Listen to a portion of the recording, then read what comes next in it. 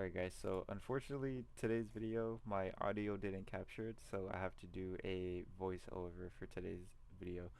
Um, but again, today I was looking at US30 and NASDAQ. That's the main two pairs that I trade. Whenever New York session opens, I already had set up my support resistance on NASDAQ and trendline as well. So it's already 8:30 in this clip. And pretty much I'm just waiting for, the usual. I'm just waiting for a break of support and resistance. Right here I lowered my entry, not my entry, oh, I did lower my entry and I lowered my support as well, on NASDAQ. So just because it looks a little bit cleaner there, for my previous support that I had. So right here, US30, it looked like it was going to push for a sec, but then it ended up rejecting off that support area. And so obviously I didn't end up taking it, and just being really patient, just watching these candles. I'm just watching how these candles react to certain areas, watching how it react to support it, how it react to support, how it'll react to my resistance once it reaches up in those areas. And that's pretty much all I look at. I look at how these candles move, not how much I'm up and stuff like that. I feel like you can learn a lot just from looking at these candles, and can sometimes even avoid fake outs, maybe, because I certainly have avoided fake outs even though it passes my entry, and it starts to fake out. I've avoided some trades like that. So here I was originally gonna take NASDAQ, but it ended up just flying past my entry.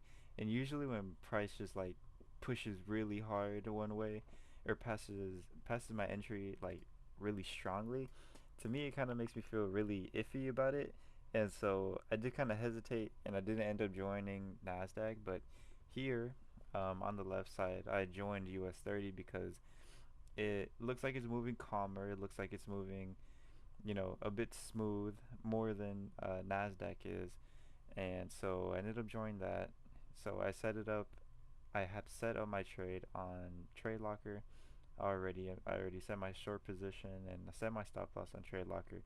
Now I just set up my Fibonacci TP levels, and just pretty much just waiting for price to, hopefully hit those TP levels, and then just follow my plan of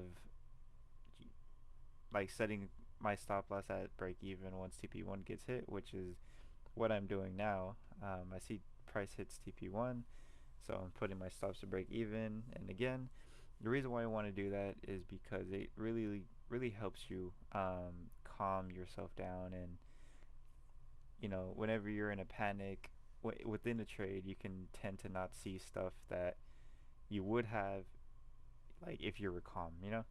So you always need to like put your mind first whenever you're in a trade. And so here, I already set my stop to break even, and I look over to the left side of this chart because I seen that US30 was wicking off, or was having some sort of reaction, so I wanted to see. So I zoomed out and seen that there's a good amount of support on that area.